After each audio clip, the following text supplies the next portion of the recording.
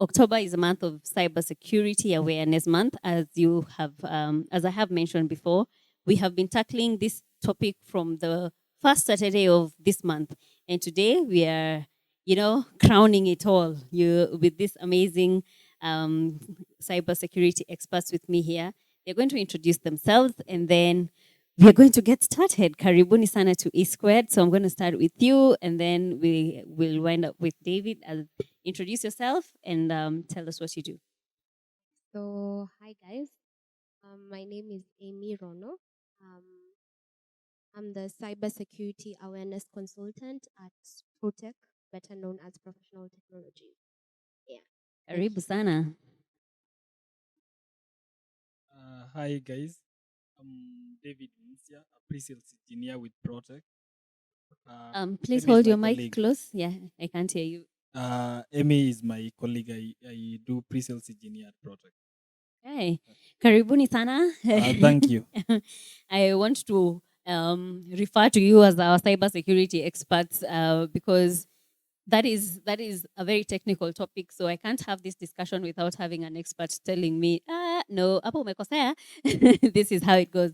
So over the past few months, we've been having different topics that relate to that touch on our everyday lives.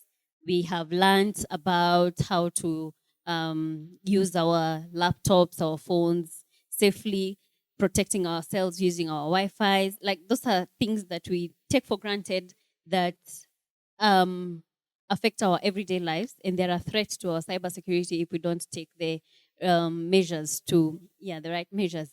So this week, as we crown this whole conversation, we want to now look at something that is close to very many Kenyans' hearts.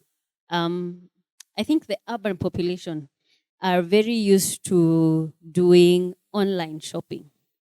And in light of that, we are having Black Friday. It happens, I think the last week of November, and I know a lot of people are waiting for Black Friday to, waende pale Amazon, waende Jumia, waende wherever to buy stuff.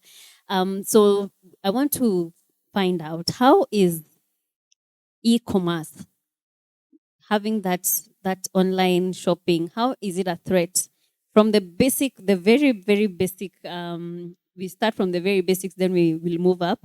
How is it detrimental to our cybersecurity? How is it a threat to our cybersecurity?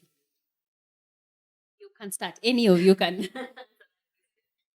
For me, e-commerce, we have to accept that in the information age, right from 2 or 3, you cannot live without internet. Yeah. So at the end of the day, that's why business, brick and mortar companies are now being replaced by the sort of the internet companies. That's why Amazon, Facebook, and the likes, Alibaba, Hadek, have gone way ahead to be the most. This is the first time we are having companies reach 1 trillion value. Yeah.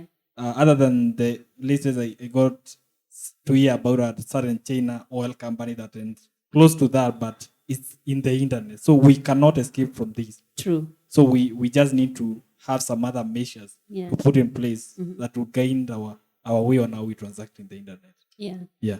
So from like a layman person, me nimeingia pale internet, I've decided, wow, okay, I've seen something very interesting pale Alibaba, AliExpress, or wherever, and I want to buy it.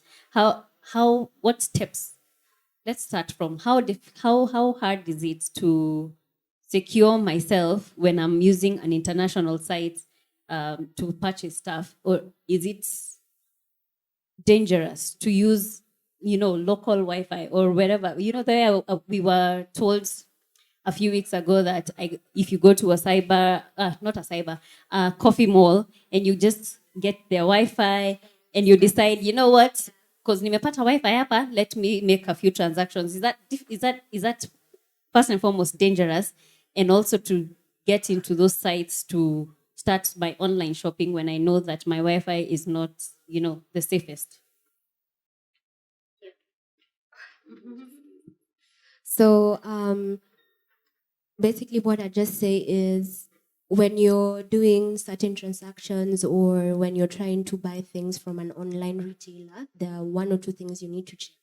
Okay, so from your end, it's usually better, and I think this has been mentioned again, but it's okay to reiterate it, that it's better to use your mobile data than using the Wi-Fi. public Wi-Fi. Okay. It's safer when you're using your mobile data to just do those various transactions, especially where you need to put in certain details about yourself and all that. It's safer when you use your own mobile data. Yeah. So in this case, we have Safaricom or Airtel or whatever line that you're on.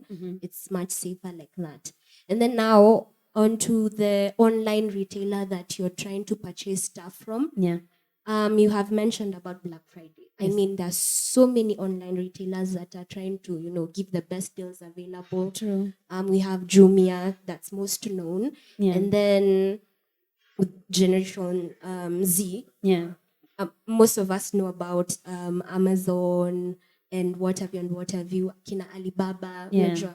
So one, you need to first check the validity and how like you need to be very sure about this online retailer. So you need to Google and ensure kama ni Jumia, it's Jumia. And then you'll find like this hackers or these bad guys who are trying to get your details at the end of the day and use it badly. They might try to do something called interfacing that legit site. So they make it look like it's the legit. Yeah, they make it look like it's like, for example, kama ni Jumia or an online site like Amazon, they might trying to intersect it. That is if that online retailer has not put the necessary steps to ensure his site is secure. So, for example, kama ni Amazon, and this is just an example. Yeah. A bad guy can intersect and come up with a website and change the name or just put a name that you won't be so keen to check at. Is it really Amazon? So you need to look at those things. So you might see www.amazon, a change aseme, the way Amazon is written, AMAZON. Yeah. And as an intercept or that non-legit site might be AMARZON. ZON. So you won't even look at, is this really Amazon, really? You've already read Amazon, yes, you know how your mind can't pick those two small details. True. So it's usually very, it's best practice. You really have to check on those various things. So for example, kama ni Amazon, or they might change what I've said, or you might find it's Amazon, but the URL, the name now is either not secure, it doesn't have the various aspects that you need to look into to ensure that it's completely secure. So you can look at the URL, that URL site. The URL site is where you do the www. The address bar. Yeah. You need to look at various things. One, you need to look at there's like a padlock sign. Yeah. So for example, kama Amazon is a legit site. The Amazon site is legit, right? Yeah. So you need to look at, does it have that padlock? That padlock shows that it's secure first and foremost. Okay. And then is it a green bar? Like where the URL site is, does it turn green? Like is it, like those are the various things you need to look into. Am I going too technical? Why should it turn green? I'm just saying in terms of like showing how secure a site is. Like for example, if you were to just check on your phone right now and like you went to the Amazon site, it will be HTTPS, then the colon, and then the Amazon, the entire website, like linked to it. Yeah. So those various things that you need to look into, like HTTPS. Okay. The S means that it's a secure like website. All right. Yeah. So I won't go like technical on what the S stands for or the back end and all that stuff. But those are just the various things you just need to look into first and foremost. Yeah. Okay. What happens when I open a site on that URL bar and I see not secure first, and then the URL there's like a small part that's not secure, and then So basically what that means is that site has not put the necessary measures to ensure that they it's secure. Yeah, that's what it means. So in such a case, I would highly advise not to go onto that website, because you'll find a lot of things that might compromise that connection from your end. Okay. Yeah, yeah. Okay. Wow. All right. Moving along to, there are so many Instagram shops that have been opened as well, and you find they also jump into this Black Fridays and whatever.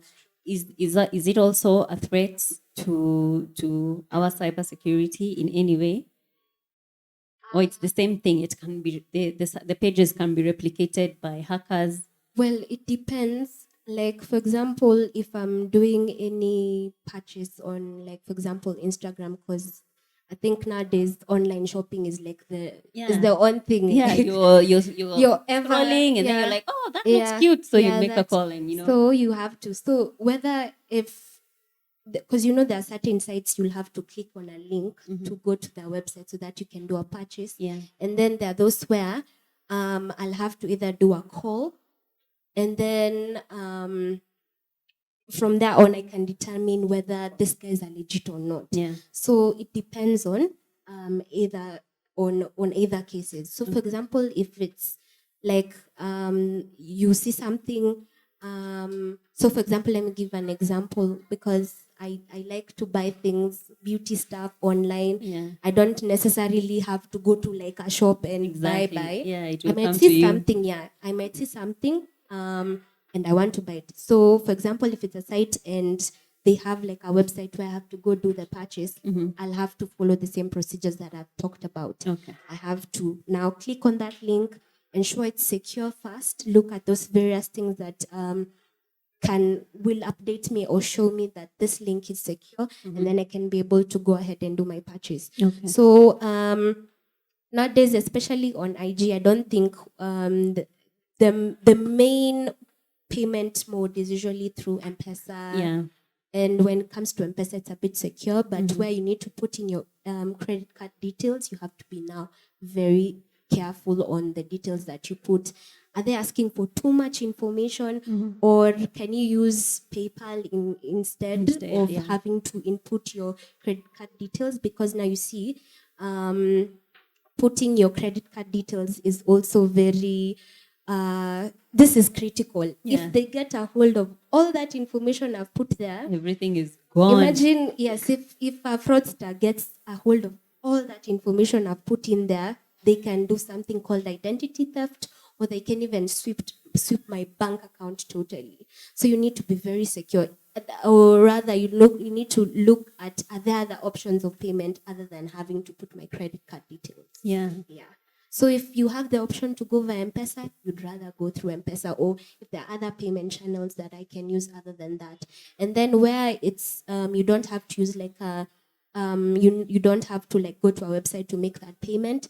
You need to be also very careful, because so many people have been you've been shortchanged. You can request, or you can decide to buy something, and then you find out that that site or these guys are not like really legit. So you need to do your own due diligence to just ensure that if I'm buying from these guys are legit kabisa. So you need to weigh the information they're giving you, and if it's too good to be true, you need to think twice about it. Yeah. I don't know whether there's anything that has been left in terms of our security, in terms online shopping from your end. For me, what I would comment is when it is an HTTPS, when it's not an HTTP without an S, it means that it will be, that information you maybe input on the website will be sent as a clear text. It will not be encrypted. The sort of the TLS 1.3, 1.2. So it will be someone else who will probably manages to intercept that communication, will be seeing, let's say, your password, your name, and everything you'll be inputting, let's say your ID number, as sort of clear text. So they'll be seeing everything about you. That's now they'll be capable of doing an identity theft, getting pin information about your bank details, that's a risk to you as when you're buying now. So on the other hand, when I go to buy Instagram, I'm not sure that I do e-commerce. I'm not sure I do the sort of the e-commerce buying, Facebook, Instagram. So what I would say, why guys would trust Amazon is because Amazon is an intermediary. Much as you buying this stuff from Sony, you buying this TV from Sony, it will probably be sent from Sony, and then Amazon will act as the intermediary of getting that money, sending it to Sony. When we do it in Instagram, Facebook is not, Instagram and Facebook is not an online market platform. So they are not there. They will not assure you you'll be capable of getting your money back. You cannot return the product. There's probably a chance that other than the online reviews, which can, if it's Instagram, someone can get their own friends and like comment, like I'm a real online or online shop. Yeah. So the risk now lies in that you should do your own due diligence. That's why GGPay will tell you do not pay. Is it GGPay or GG? This guy is GGPay. Yeah. They will tell you do not pay without seeing the product, meet the person, inspect the product, and then pay. Yeah. So that's a platform where they want you to meet and see the product. Then you can do a physical inspection of the goods. Mm-hmm. In the other concept, if you go ahead and pay online, they cannot be blamed. You cannot claim money from them. They are not like eBay. They are not like Amazon. Yeah.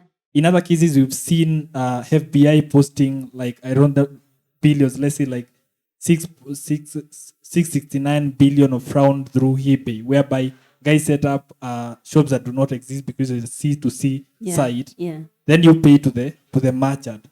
Okay. And then the process of following back becomes hard sometimes. Yeah. So that's why they would tell you shop from a verified shop. So for them, eBay does the back end work of verifying some shops are real. Yeah. In other cases, in Facebook will not be doing that for you. Yeah. So that's one of the aspects on a security side. Now the other bit on Black Friday will be on 27th. I think that will be the Friday of the month. Yeah. So guys will be there shopping. Mm-hmm. Guys like EMMY. Wakitafuta makeup, yeah? Yeah, the cheapest deals, the biggest deals. So the bait is that because your email is probably somewhere, your email has been stolen. It's with so many online stores. Yeah. They'll send you emails. Some of them will be phishing scams. So it will be an Amazon that has double A. So basically you click on the email, it will land you on the normal Amazon website. Yeah. Go ahead and purchase. Only to realize that your money will not be coming. You'll not be able to claim back. Yeah. So this phishing, this fish whereby an identity theft of your details is done on you, will now be used for you to be sent some dodgy communication from Amazon that you can buy some TV that goes at around 38,000 at around 11,000. You'll be hold by the deal. Yeah, you're getting it at 11K and you're like, wow. You know? Yeah, you've already sent all the money, chop, so that someone else doesn't grab it. Yeah. That, I would say that's how the risk of PIA, let's say the personal identifiable information theft. On the other case, even the site that we shop from, the Amazon can also not be safe. But this is not really on our side. As the guys who were shopping, we went Shopify in the month of last month. Yeah.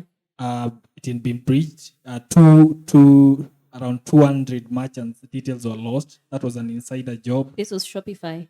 Yeah, Shopify. Yeah. You know, they would allow online sellers to post their product and then buyers would be buying from them. Yeah. So let's say they operate the same way as eBay. So the bit is that some two insiders were trading the information, were getting those data from two. I don't know who and requesting them to do that. It's probably you want to outsmart your competitor and then you hire some two guys and tell them, I'll give you good money. Just get me those details on the shop that is owned by David and the one that is owned by Josephine. Yeah. Then we go ahead and we are getting those details. Maybe sometimes we would want to discredit you. And then these guys, they got hold of them from Shopify communication that there was no, just some sort of PII. We didn't have credit card information. Yeah. But those guys, the two employees were fired. Wow. Data is crucial Yes, data security is very crucial. I would say, what do the internet companies right now earn? They earn from having those data models around us, Yeah. having that information about around us, and then they can sell that to other people. The highest bidder in To, this yeah, case. to the highest, yeah, Yeah. to the guy who pays more. That's why Unilever, and they have been advertising at 8.99 when they discontinued the advertisement on social media due to the US election, what they were saying, the misinformation in the news. Yeah, fake The, news. Facebook lost 8.99 billion US dollars. Their shares went down by, I think, a 0.14. That's quite a loss for them. Simply because of data. Yeah. Simply because of your data. You and me, our data is that it costs that much. So what I've made from this conversation is we need to be really, really careful. We carry out our due diligence before logging into this site, making your purchases. Guys, make sure even as you wait for Black Friday, I know many of you are waiting, you're on your toes just waiting for, grabbing the best deal in the market. But be careful about where you're logging in your data, logging in your information, because hackers now wako ready, because they know that all of you will be online looking for the best deals. So even them, they are waiting. We were told by Shalom the other day that even hackers have KPIs. Yeah, they have KPIs. So let me sorry. Let me move to the conversation that I'm seeing here happening on our YouTube channel. I'm seeing somebody saying fire, big up, Sana. Thank you, Mary Mutinda. Thank you. I think this was in line to Japesa. Thank you. Musumba Felix is asking, oh, okay. Musumba is saying, very inspiring story, gives hope to many cancer survivors, and those wigs look good too. Thank you, Felix. Yes, this is in line to the Mtaani that we just played a few minutes ago. Alan is saying, glad on tips to be secure, even as we head to Black Friday, need to stay safe. Thank you, Alan. Alan, I think, is your colleague. Steve Anthony is saying, this is a good conversation, guys. Very important lesson we should learn from securing ourselves from attacks and internet theft. Yes. And I've heard you talking about identity theft. It's also very common when people are online shopping. Is it a common thing that happens? Yeah, I would say it's a common thing that happens. Every day we would be having it's all over the news that companies are being breached, and companies have more information about us than we do have about ourselves. Every day, like think Dicky BBQ. Hey, so I don't know if I pronounce it well by so lost around 3 million customer. That was credit card information. That was just in the region between April 2019 to April 2020. So the malware that was running was MegaCart. Every time someone shopped and they clicked on the cart, whereby the shopping cart where you put your details, that information was now pulled. They will be having that information. So if you just look in the news, like every month would be having some major data breaches. We can't escape this because it's still like the normal crime on the road, in the streets. Police are always there. Me with my cyber security solutions, and these guys are always outsmarting us. So what we can do is that let's people just be aware, so that we reduce the risk. Let's shout out when things happen, so that someone else can know, that your friend can know that this is happening. When you're conned, you need to tell your friend, so that they don't go do the same mistakes. Yet you can either draw. Okay.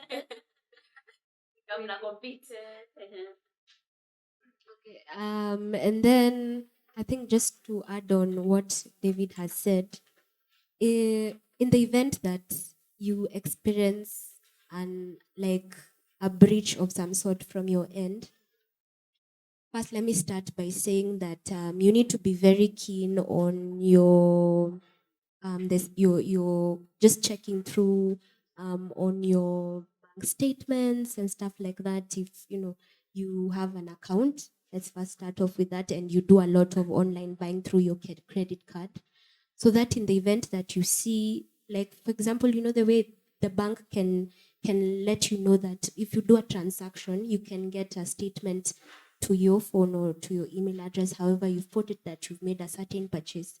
If you notice that this purchase was not really made by me, how do you go about that?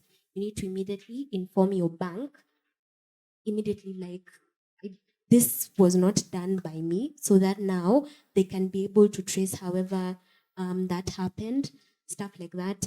And then also, what else can I put out?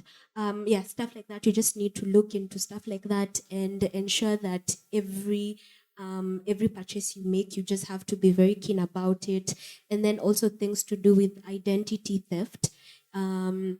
When these fraudsters are able to get your information online, they might pose as you.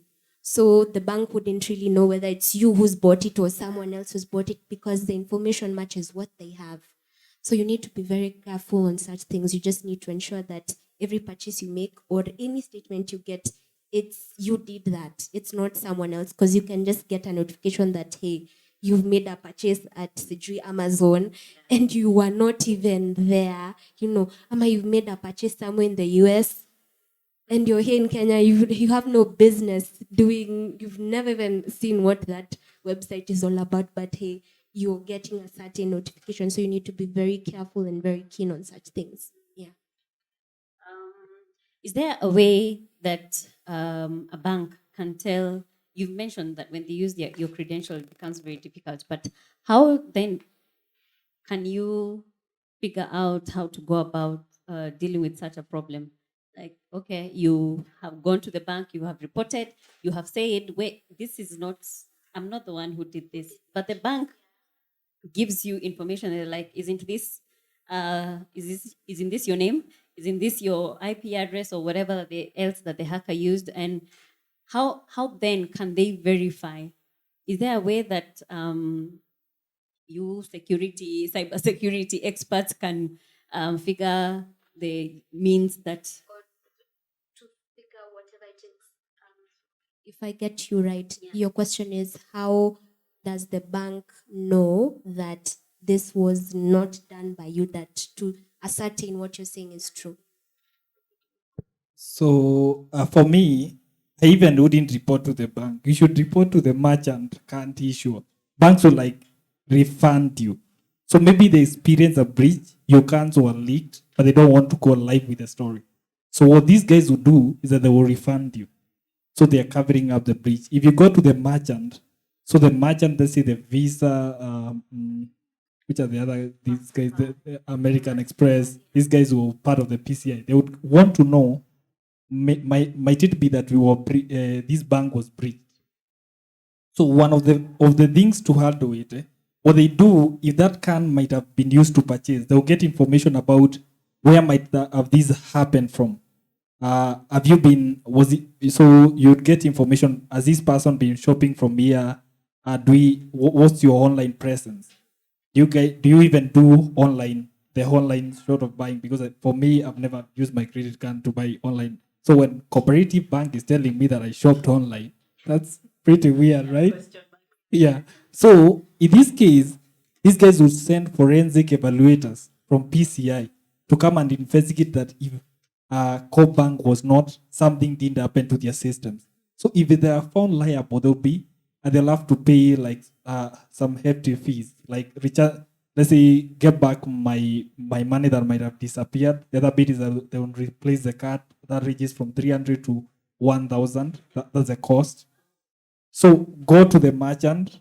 The bank might even refund something, an amount that is even higher to just go slow this one. Eh? Yeah. Okay.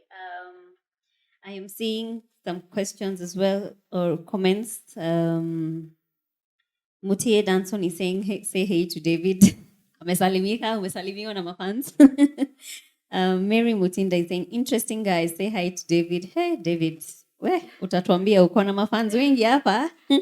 Diana is saying, Team Protect Shining, very important information there by David and Amy, cybersecurity, #cybersecurity awareness.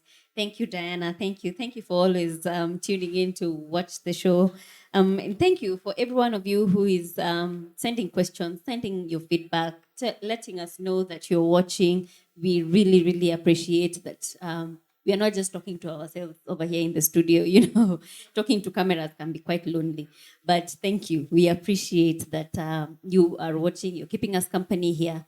Keep those questions coming. We want to hear from you. As we shift gears now, this is a new territory that I think Kenyans are getting into when we talk of online shopping, cryptocurrencies, the Bitcoins, which other one? There are so many. There are so many. Those coins I keep seeing somewhere on the internet. Let's talk about cryptocurrency and our cybersecurity. How, first and foremost, how do those two become threats to our cybersecurity, and how do we handle this new financial way of transacting that has started gaining a lot of ground here in the West? It's very popular, but I think here is when it's now starting to gain ground. And yeah, for me, I wouldn't find any threat in cryptocurrency. I'll say it's the way to go. So we're trying to replace our banks. We are trying to replace CBK. What these guys can do, if I would go back to maybe some sort of history on cryptocurrency, is that Bitcoin comes from, it was a guy called Satoshi Nakamoto, like a pseudonym, the guy who, and then he vanished. So it's like he doesn't have any interest in the whole concept of the Bitcoin. But what do banks do? When I take money to them, we are trying to prevent ourselves from financial crisis like what happened in 2008. When some of these big companies that have been there doing well, and then and even how the reports have been there saying that they are doing well. And then one of the days, they're like, we are going out of business. They can't pay suppliers, they can't pay employees. What has been happening? These guys have been like playing aloud with their ledgers, giving us some bodgy information. So in this case, where the cryptocurrency now comes in, is that a bank can, even if we all walked to our banks right now and wanted our money, they probably wouldn't be able to give us back that money. Even if all those guys they have debts with, what brought back the debts is that there's a gap between the money we can transact with more than we have. I can give you more money than it is in the normal physical cash that we have in the circulation, because it is not backed than some physical assets. The other aspect that we face in the normal cash that we are running right now is that from the other aspect of not being backed by cash, it will be the value, the decrease in value. If my father from way back in 2000 saved up to now, and now all those years, let's say every month 2000, and now he wants to go and utilize his money, those 2000 that he saved in 2000 would have depreciated in value. It will be only the guys with money who can buy land, who can buy commodities that appreciate, will be getting the value for their money. The others in this system, controlled by the government, controlled by the banks, is that due to the inflation that we are reporting every year, 6%, 6.3%, and then our cost of living will be going high. Then not all of us who worked in governments where they give you 15% increment. So it will mean that your money depreciates. So why do we need cryptocurrency? We need it to fight, let's say, some of these two key concepts now. So if I got you right, is that cryptocurrency has come to give our money more value than just having it lying in the bank, to gain interest and in the end, it might not really gain as much interest that we are hoping to get. That's it has basically come to remove the intermediary problem. No, we, the we don't intermediary. we don't need the government to tell us this is the The money to middleman. operate with there. We don't need the banks. Yeah. We don't need the DMV records to tell us this is the details about some sort of vehicle, the details on the vehicle. Yeah. Because these guys can change the details on the ledger that they have. Okay. But when it is cryptocurrency, there is a key, a secure hash that is there, and these records are immutable. Okay. Yeah. All right. Wow. So bringing it down to the common mwananchi, who probably is hearing about cryptocurrency now, and probably those who also trade or do their shopping using the cryptocurrency. Are they secure when they use that form of currency to transact, to do whatever kind of trades that they do online? In my view, we can see it's not stable.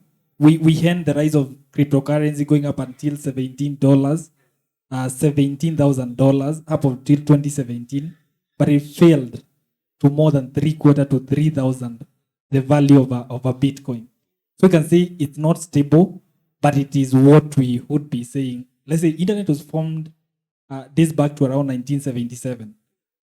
Guys back then, those small dots on some sort of a grid. Yeah. If you would date back to then, who would believe that this is what would be riding on that my phone would be capable of ordering me an Uber from here to where I stay, Imagine. paying my bills, Yeah. watch this show live without having a TV Yeah. and all that. Mm-hmm. Just an internet connection. Yeah. So say if you would do a foresight in the next 30 to 20 years, this is the way to go. You better start now when it is not such expensive. Yeah. All right. And in terms of our security, when our cyber security, when using that form of currency, you've said it's safe? It's a safe method? It's a safe method because it's not backed by an intermediary. Yeah. We have cryptographic keys. Yeah. And if we go ahead without, let's say, the human messing up with it, Mm-hmm. and introducing some, let's say, some weak keys, and the other bit would be, one aspect would be introducing weak keys, and let's see, the second aspect would be storing these keys in secure containers. What do you mean by that? What the weak keys? Weak keys? Let's say, I don't know if I would say this would really go very technical. I know it's a technical, a very, very technical, subject. One concept is every time we have a technology, Mm-hmm. someone is down there trying to make some changes to it. Yeah. To maybe to gain some few coins from it, Mm-hmm. from the other side. True. So what we do is that once we realize that there is a challenge with the technology, Mm-hmm. we send that information, and all the parties involved do, let's say, roll out to the latest technology. We've Yeah. been having, let's say, for the HTTPS, we'll be having 1.0, 1.2, 1.3. We're having some guys even running the older technologies on their infrastructures. Mm-hmm. So in this case, they place us, the guys who are trusting them with our information, Yeah. at a risk of sort of losing our money and also losing our information. Mm-hmm. Yeah. Okay, so they are basically, what I'm getting from you is it's just a measure that you take to make sure that your infrastructure is secure. Let's say, I don't know if we do know where this infrastructure for the cryptocurrency is stored. Yeah. But as long as this concept, one of the concepts of the cryptocurrency is that we would be running decentralized. It is a block of chains, Mm-hmm. whereby each chain produces a key, and that's stored. It's an immutable record. The second record has a key, Mm-hmm. another immutable record. So you cannot delete it. And these keys are stored over a million computers, powerful computers across the world. So it is not the same concept whereby if you went and hacked whereby we stored our, was it IFMIS, whereby we were registering these stuff in the back in March. Yeah, No, if miss. leave alone them EMMYs. EMMYs is whereby governments do the youth procurement. The other one, what were we Oh, registered? where we What were would was doing issued the during the huduma. staff? Oh, The huduma huduma, yeah. So reason as a concept whereby in one case we're storing this whole information with the government. Mm-hmm. What about if we could have applications whereby I upload my own documents, I take selfies, and you can correlate and check if this information is true in real time? Yeah. You would get to know me, but this information will be stored in a central place whereby it can, if someone managed to access it, they have records about 47 million people across the country. Yeah. Change one record, there are several others that can be able to affirm to that original like data or information that shows the legitimacy of whatever that purchase was all about, or the legitimacy of that information from the very start. I think that's what David is just trying to say. Yeah. That technical, it went a bit technical, too technical. I hope you guys are on your toes, you're watching, and you're getting what we are discussing here. Lucy Karim is saying, quite interesting talk. Thank you guys for the information. Karibu sana Lucy, thank you for watching. Maybe before we wind up this conversation, I don't know whether any of you have any remarks that we want to end this conversation in terms of how digital businesses, the future of digital businesses, and how anyone out there who is running a digital business can make sure that they are cyber secure in these times where everyone has a gadget and has information and has YouTube and they can easily get into your system. What final tips do you have for people who are running digital businesses? So if you're running anything e-commerce, first and foremost, what I'd like to say is don't shy from the internet. That's where everything is heading to. We're moving away from operating physically, not as such, but you can have both. But now everyone is beginning to embrace shopping, from doing online shopping and what have you. So, for example, if you're looking at starting an e-commerce business and you want to have an online shop of your own, you need to put various measures in place. You need to ensure first that your website, if you're having a website to start off with, you have a well-made website. You ensure that your website is secure.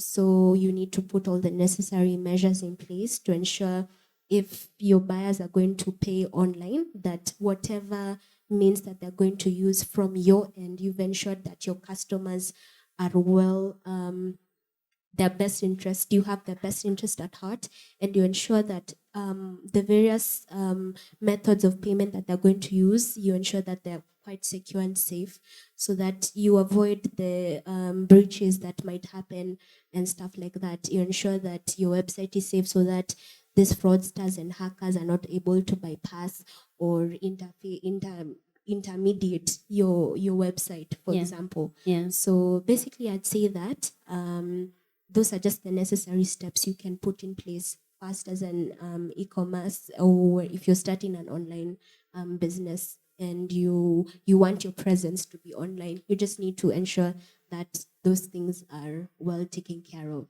Okay. Yeah. David, maybe you can answer this question. Instead, when I decide to launch a website, an online website for my e-commerce business, and I have the website ready, I've called my guy who does everything website related. Who do I go to make sure that now this website has all the security measures in place? I think just through the same concept of the e-commerce now, you would basically Google a number of stuffs that will be, you want to know how can my website be secure. Yeah. Basically, they'll tell you the code, which if you're not very technical like my friend Ken who does website, you probably wouldn't know if your code is secure. Yeah. The other bit is the SSL. They will even show you. You will even get links to where you can get those SSL certificates and buy them off book without even buy them online. Like you guys will also be buying online. Yeah. Yeah. So it's just a matter of me, who is owning the business, going out there to make sure that I also have the knowledge of what is going on in the digital fields and the online world to make sure that everything that I put out there to the public is secured. So there's not one company or one person that I need to go to do everything, to set up everything for me. What I would say is that what internet has brought for us is that it has removed that sort of, let's say, the whole concept with Russians before and on the socialism where everything was controlled by the government. We now do not have that. That's why we always have options to explore. We now have all these supermarkets. You still be having, even if you set your online business, you'll be having competition. Someone else is doing almost something that's similar to yours. Yes. So the bit is, we do not have a one single solution to all the problems that we have at the internet. We have a number, and that's why we need to explore the options. Okay. And I think that's a very nice place to leave this conversation at. We simmer. Let everything that we have discussed simmer. Thank you so much, Emmy. Thank you for David for coming to the show. Thank you. And thank you, Protec. You have been our cybersecurity experts for this whole month. We really, really appreciate all the information that you have been sharing with us and, getting us to be aware of the threats out there and how we need to take care of ourselves. Even the same way we take care of our health is the same way we should be taking care of our online, our own online life. Our online life. Yeah. Not just putting photos out there and dishing out our bank details wherever we feel like in any of the sites that are out there. But thank you so much. We really don't take it for granted that you get the time to, you work Monday to Friday and we are here expecting you to come on Saturday and extend your office, but we don't take it for granted. Really, thank you so much. I'll say as of now, cybersecurity is our passion. Like you would meet this person when you in the matatu, these guys will be happy to preach to you. Yeah. If you born again. You see, like over time, cybersecurity has become our passion.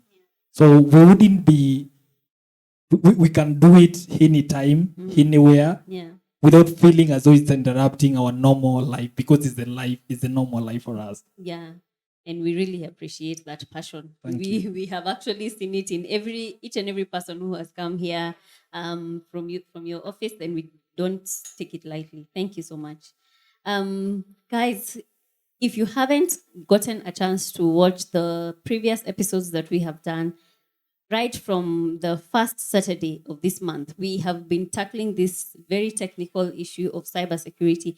But now we had to bring it down to your, everyday use, how you use your Wi-Fi, how do you, where do you usually write or fill in your passwords, wherever your daily life is concerned when you're online. That is what we have been covering this whole month. And we are waiting for Black Friday, and that is why we had to, wrap up this conversation this month in this awareness on cybersecurity using, giving you guys measures on how to take care of yourself online when you're making these online purchases.